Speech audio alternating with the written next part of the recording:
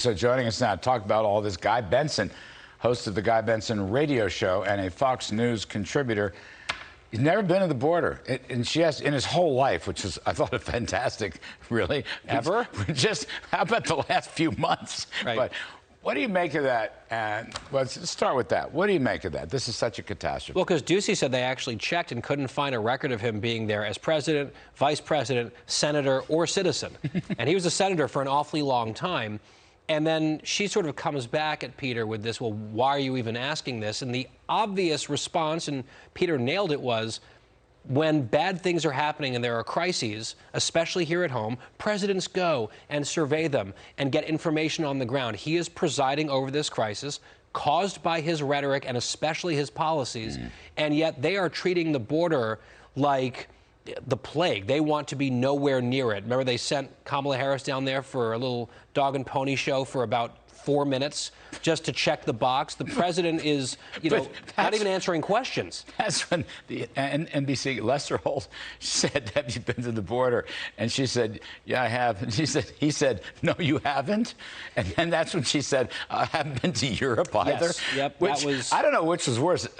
Not going to the border is bad, but she's never been to Europe? She ever been anywhere besides left-wing California and Washington, D.C.? That's a little unfair. I'll take that back. I just think... A little snarky.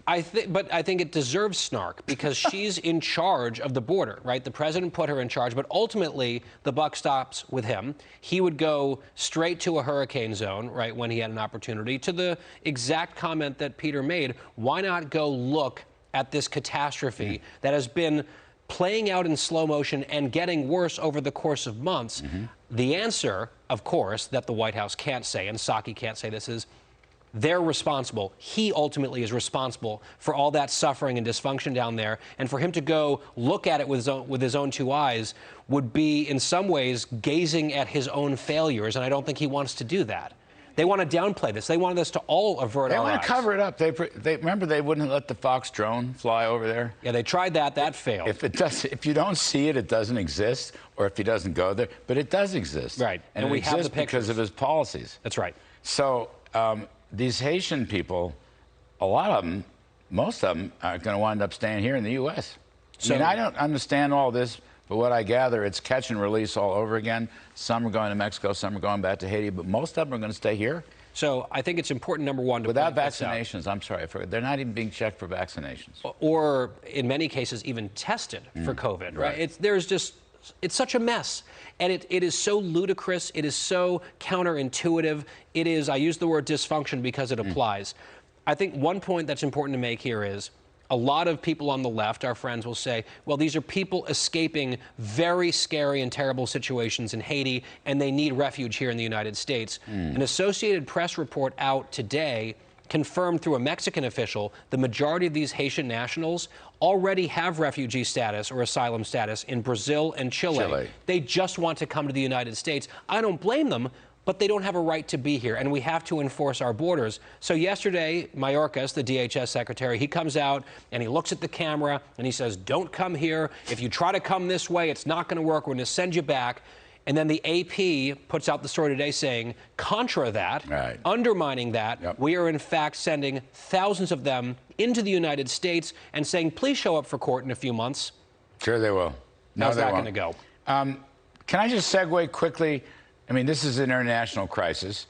He just went to the UN, UNGA, the great UN. He gave his speech.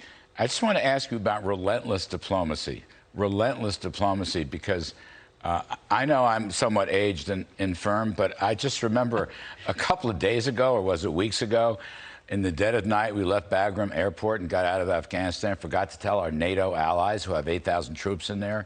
And just a few days ago, we took out the French submarine and put in our own nuclear submarine, which might be a good idea, but we forgot to tell France. Is that relentless diplomacy or what?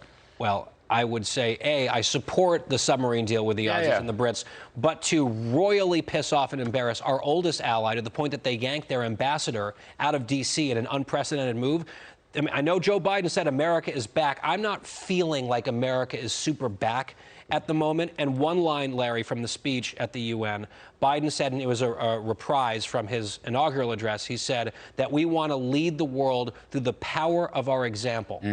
And unfortunately, right now, our example to the world is alienating some allies, breaking promises to our own citizens, abandoning them, for example, in Afghanistan. That power of that example at the moment is not what it ought to be, I think, for the United States of America. And those words sounded good on paper. To me, they rung very hollow in the room because we've all seen what's happened the last few weeks. And just the last 10 seconds, I can't resist myself. Taliban 2.0, we can do business with them. They just decreed no girls in school. And I didn't hear Blinken